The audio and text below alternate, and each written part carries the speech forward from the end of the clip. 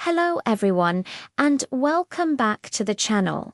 Today, we're diving into a secret to staying young that isn't found in a fancy cream or an expensive clinic. It's free, it's accessible, and it's been cherished by humanity for thousands of years. We're talking about the incredible power of spending time in nature. This isn't just a modern wellness trend.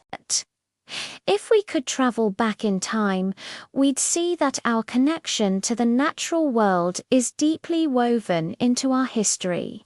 Ancient civilizations, from the Greeks and Romans to the scholars of traditional Chinese and Indian medicine, all recognized the profound healing properties of the great outdoors.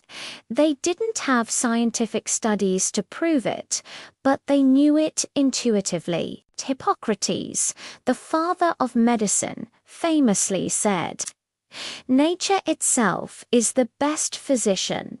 He and his contemporaries prescribed walks in serene gardens and time by the sea to soothe the mind and invigorate the body. In ancient China, Taoist sages sought longevity not just through diet and meditation, but by immersing themselves in the mountains and forests, believing that aligning with the rhythm of nature, or the Tao, was the key to vitality. They observed how nature constantly renews itself and believed we could tap into that same regenerative energy.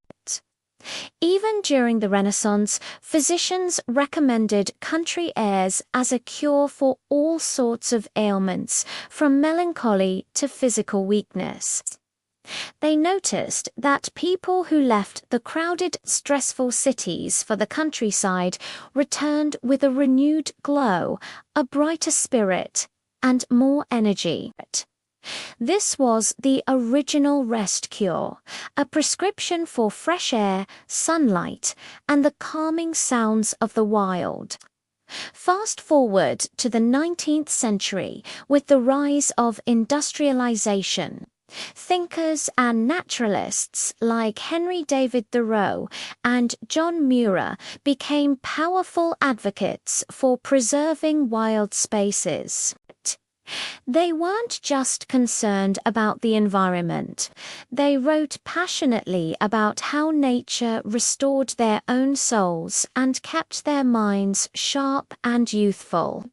Thoreau's time at Walden Pond was a testament to the idea that simplifying life and reconnecting with the earth leads to a deeper, more vibrant existence. So, what did all these historical figures know? They understood that being in nature reduces stress, which we now know is a major accelerator of aging. The gentle rustle of leaves, the scent of pine, the feeling of sunlight on your skin, these things lower cortisol levels, our primary stress hormone. Less stress means less inflammation, better sleep, and a stronger immune system, all of which are pillars of staying youthful and healthy.